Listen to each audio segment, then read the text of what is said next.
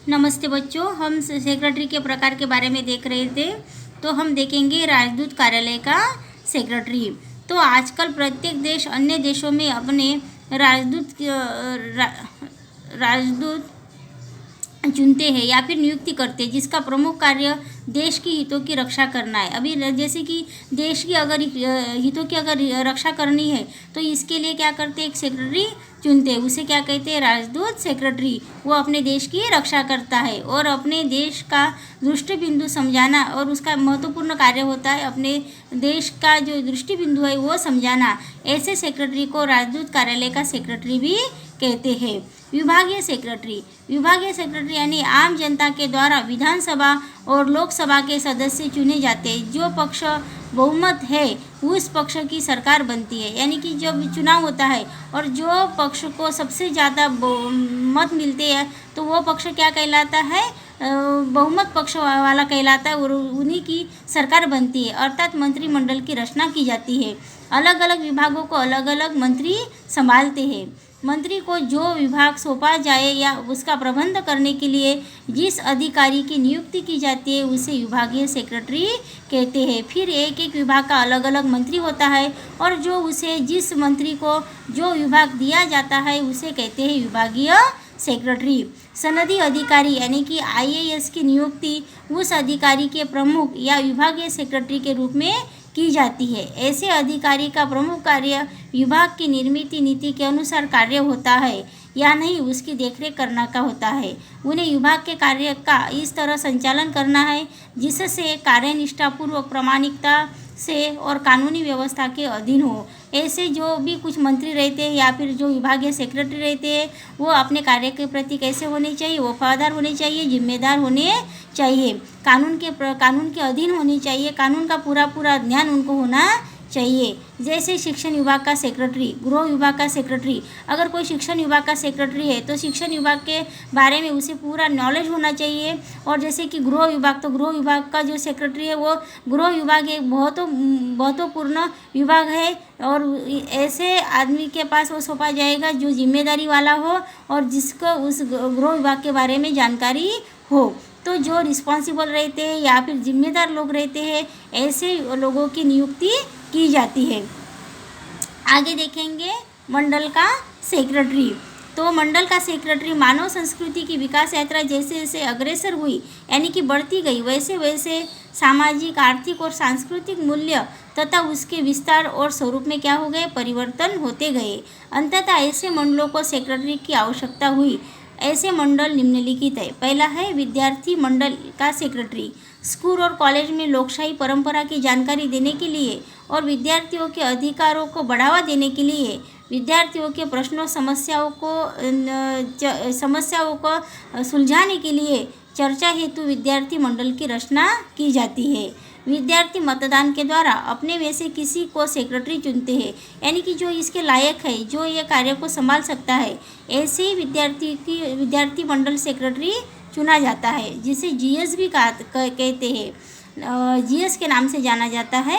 Club का secretary खेलकूद और अन्य सांस्कृतिक कार्यक्रमों को प्रोत्साहन देने के लिए क्लब की स्थापना की जाती है, जैसे sports club of Gujarat BCCI इत्यादि। क्लब के नियमों के अधीन सेक्रेटरी चुना जाता है या फिर नियुक्त किया जाता है। सेक्रेटरी का मुख्य कार्य क्लब की आज की आवश्यकता के अनुसार प्रवर्तमान नियम कानून के अधीन रहकर उसका संचालन करना और उनका विकास करना ये होता है। शैक्षणिक संस्थाओं का सेक्रेटरी दिल्ली, कोटा, अहमदाबाद जैसे बड़े शहरों के लिए शैक्षणिक संस्थाओं का विशालकाय परिसर तैयार किया गया है, जिसका संचालन करने के लिए सेक्रेटरी की नियुक्ति की जाती है।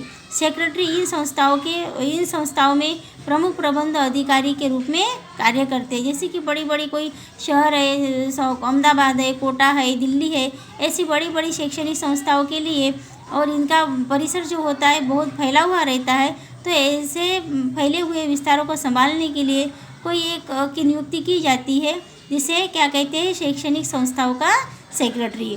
मजदूर मंडल का सेक्रेटरी देश में अलग अलग क्षेत्रों में कार्यरत मजदूर कर्मचारी अपनी मांग को सरकार के सामने प्रस्तुत करने के लिए जिस मंडल की स्थापना करते हैं उसे कहते हैं मजदूर मंडल का सेक्रेटरी। यानी कि अगर जैसे कोई बड़ी बड़ी कंपनियां रहती हैं तो उसमें बहुत सारे क्या होते विभाग रहते हैं, मजदूर रहते हैं, लेबर रहते हैं, तो उनका कोई अपना सेक्रेटरी हो, कई मजदूरों को कोई डिमांड है वो पूरी करने या फिर उनके सैलरी के लिए, ऐसी बहुत छोटे छोटे परेशानियां रहती है कि जो मजदूर सीधे बॉस के साथ संपर्क नहीं करते हैं, तो उनको अपने में से कोई एक खास व्यक्ति होना चाहिए जो उनके समस्याओं को दूर कर सके। तो ऐसे में से एक खास व्यक्ति की नियुक्ति की जाती है, उसे कहते हैं मजदूर मंडल का सेक्रेटरी। जैसे भारत में इंटूक और आईटूक आदि मंडल कार्यरत है। ये मंडल अपनी मांगों को असरकारक बनाने के लिए तथा सरकार के सामने प्रस्तुत करने के लिए सेक्रेटरी की नियुक्ति करते हैं। भारत के भूतपूर्व राष्ट्रपति श्री वी गिरी ने 1922 में अखिल भारतीय रेलवे कर्मचारी संघ की स्थापना की थी। व्यापारी मंडल का सेक्रेटरी।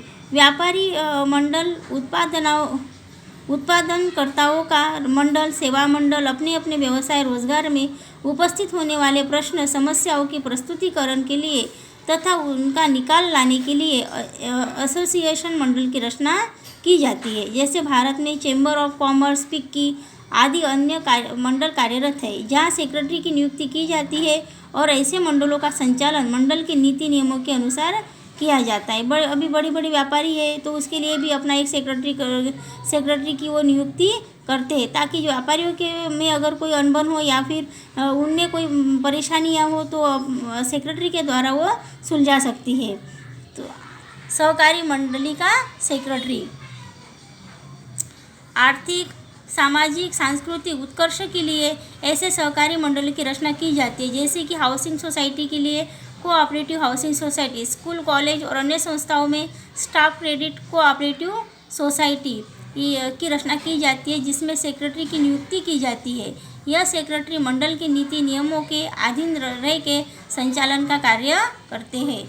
तो मैंने आपको यहाँ पे सेक्रेटरी का मतलब क्या है, सेक्रेटरी का पद कितना महत्वपूर्ण है, सेक्रेटरी के प्रकार क्या है, इसके ये लेसन में हम इसकी जानकारी हासिल किए। तो सेक्रेटरी के प्रकार ये आप पढ़ लेना और याद भी कर लेना, एग्ज़ाम में ये सवाल आ सकते हैं। यहाँ पे आपका ये पहला चैप्टर ख़त्म हो गया।